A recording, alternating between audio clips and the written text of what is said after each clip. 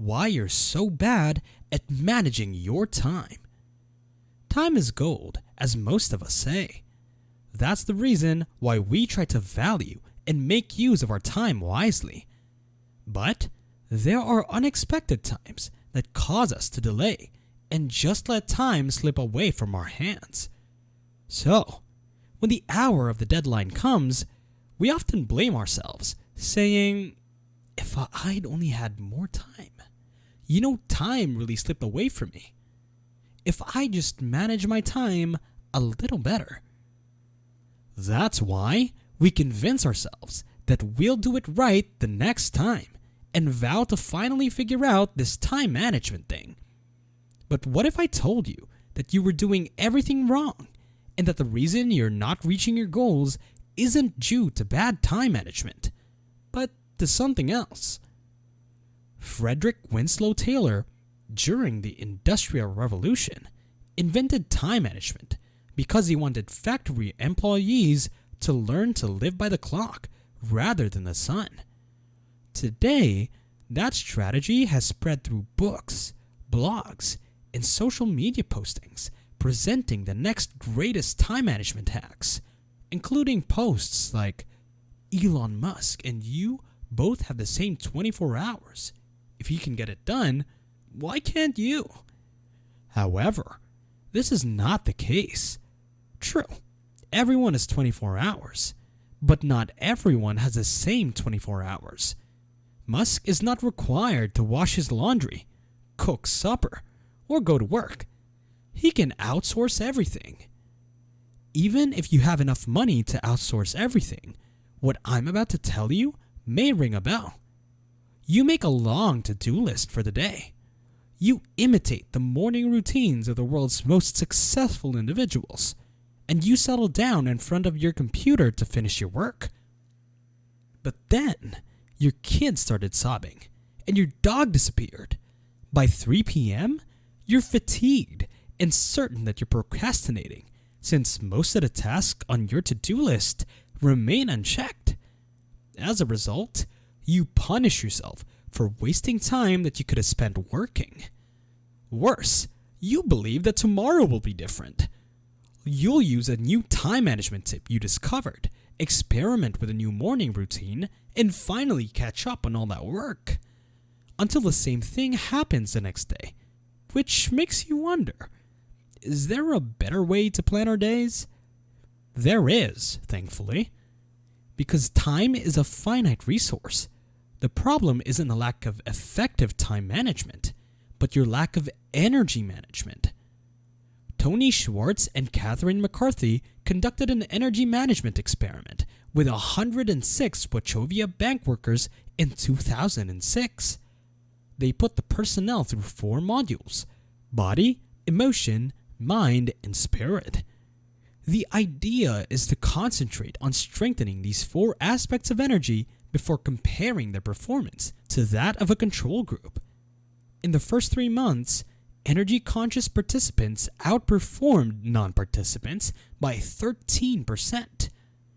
After completing the energy management program, participants continuously outperformed the control group for the whole year. When asked how the program affected employees individually, 68% said it improved their customer interactions, and 71% said it improved their productivity and performance. In theory, cramming stuff onto your to-do list and booking 5 appointments in one day may seem like a smart idea, but it doesn't account for the reality. You may have enough hours in a day to do all of your tasks, but you lack the necessary energy.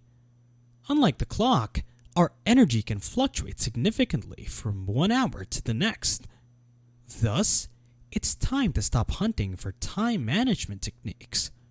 Rather, start managing your energy instead.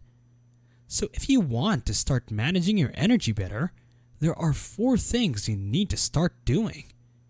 But before that, if you are not yet part of this channel, please become one by subscribing and giving this video a thumbs up. Done? Okay, let's proceed. First, you must identify your peak performance periods.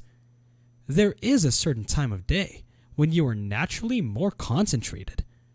Perhaps it's in the peaceful mornings before your children wake up. It might be late in the day or late at night when the world falls silent. Your energy levels appear to be at its peak during these hours. Getting into a flow state is effortless, and chores that would usually cause a crisis are easily completed. Find the times of day when your concentration is at its best. Take into consideration this question: when do I tend to get the greatest quality work done in the least amount of time? Also, keep a productivity log for a week and record when you're at your optimum. You might even combine this with a time tracking software to check if you're making the most of your best energy hours. This may alter as you become older. I became a morning person at the age of 25. Previously, I would finish most of my work late at night. I'd frequently stay up until 1 a.m. working on projects. However, I've discovered that the first 3 hours after I get up are truly my window of optimal performance. That's why, when I get up at about 7 or 8 a.m., I try to go to my desk as quickly as possible to begin working. Next, determine how much energy a task demands. Your energy fluctuates and is not constant. It is determined by how much sleep you've gotten, how much you have eaten, and the quality of your downtime. Instead of organizing your day according to time management concepts, plan your tasks according to the amount of energy required to complete them. So, in my life, there are clearly objects that demand minimal effort, and some that appear to deplete my batteries much faster. So I recommend that you make a list of the most common things you have to complete in a week, and then prioritize them from most tiring to least tiring. Then, you must choose how to prioritize your tasks and arrange them into your day. Remember that just because something consumes a lot of energy does not always imply that it is an important task.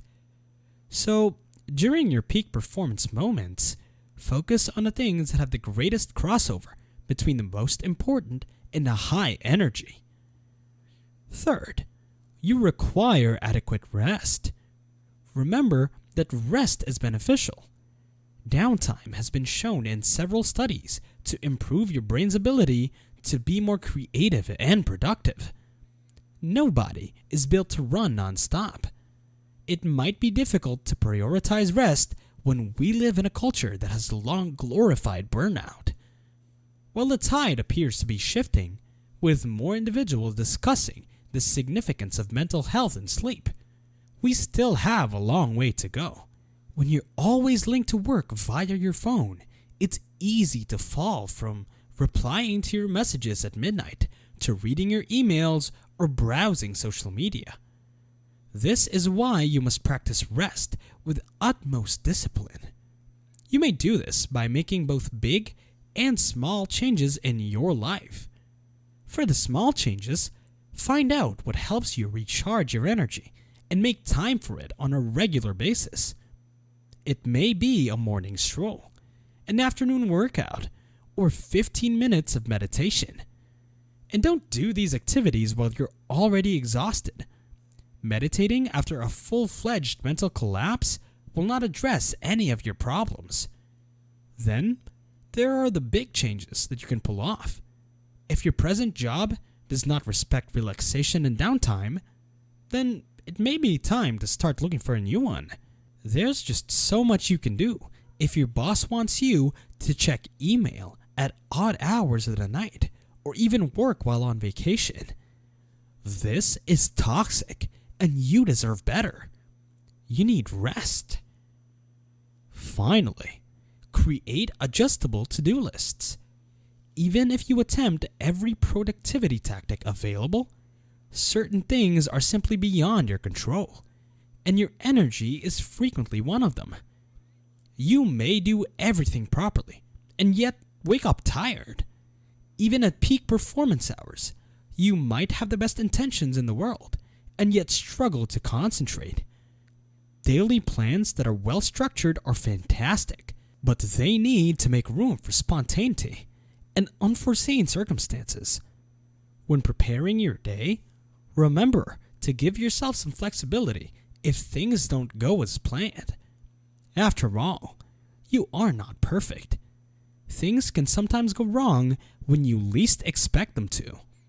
The sooner you embrace this and include some flexibility into your life, the sooner you learn that even if you have a bad day, it doesn't have to affect your well-being. Techniques and approaches for time management aren't all that horrible. In fact, some of them are really beneficial. However, we will constantly fail until we begin to focus our work and life on the ups and downs we confront on a regular basis. So, instead of just focusing on planning and disseminating your time throughout the day, try to incorporate the tips that I've mentioned. Organizing your life around your energy will help you establish more realistic deadlines, handle difficult chores, and avoid draining your energy. How about you? What are your thoughts about this video? Drop them below in the comments section. Thanks for watching, and I hope you learned something from today's video.